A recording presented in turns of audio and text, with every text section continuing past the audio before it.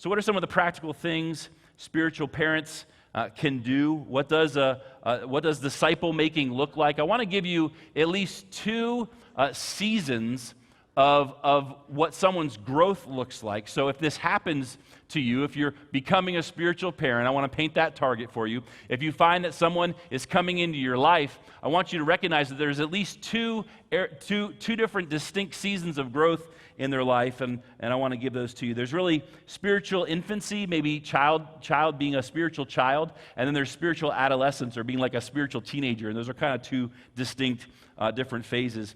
The first one is being a spiritual child. Spiritual children need spiritual parents who model. They're going to show it to them. They're going to be there with them while they're growing. And they're going to help those who need more care than those who are more spiritually mature. They need someone to engage in the process with them. They just need someone to roll up their sleeves and to help. If I hand an infant a bottle, that is not helpful. Right? Here you go. Drink it. Come on. If I hand my children a math book a level they've never done before, it's not helpful. They need someone to walk with them and show them and teach them how to do it. That's what it's like when you have a spiritual infant or a spiritual child. You're going to have to get in there and you're going to have to help them. It's a lot more hands-on. We need to teach them how to read the Bible and find God's truth for themselves. We highly recommend study Bibles for this. It's so helpful. They can find all kinds of things in there. You can sit down and pray with them and walk with them as they do this. We teach them how to pray for themselves and relate to God in a healthy way. Some of you know the acronym PRAY, P-R-A-Y. It stands for pause. Just means before you start talking, just sit in His presence, recognize who you're talking to, right? And then it says this, that you want to rejoice. Okay, I'm going to give thanks to the Lord for what He's done for me. Then the A is for ask, right? I'm just going to ask Him for the things that I need.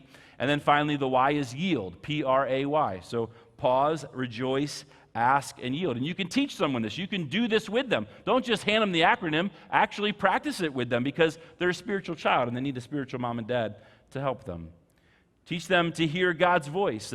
We want to teach our spiritual daughters and sons that God never contradicts Himself from His Word. So if He's whispering something in your ear, it's always going to be validated by His written Word. And we're also going to teach them that when you're listening to the voice of God, it's so incredible to discern that in community, right? That's what community is for. So find someone that you trust. Find someone that you know hears from God and just say, hey, this is what I think I'm hearing. What do you think? And bounce that off them, because we can discern God's voice really, really well in community. We want to teach our spiritual daughters and sons, especially the youngest ones, to get involved with other believers in relationships, small groups and large groups. Here's the truth the lie that we have to break off is that you can't do it alone. You can't do this alone. You're not meant to do it alone.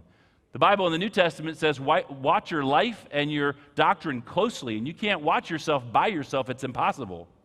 The proof for that is actually pride. If you know anyone who struggles with pride, okay, that could be funny, but pride can't see itself in the mirror, right? So maybe it's you. They're all wondering when you're going to get healed.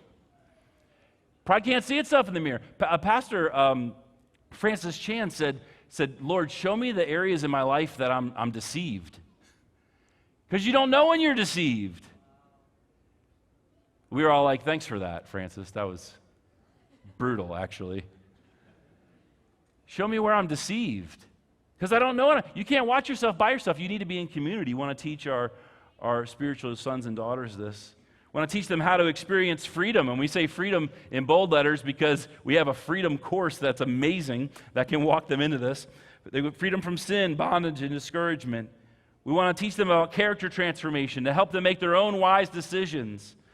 We want to help them to serve selflessly, but also with joy. Just serving is not enough. In fact, just serving isn't actually biblical. God calls us to serve with joy, right? So we find joy in serving the Lord and serving others.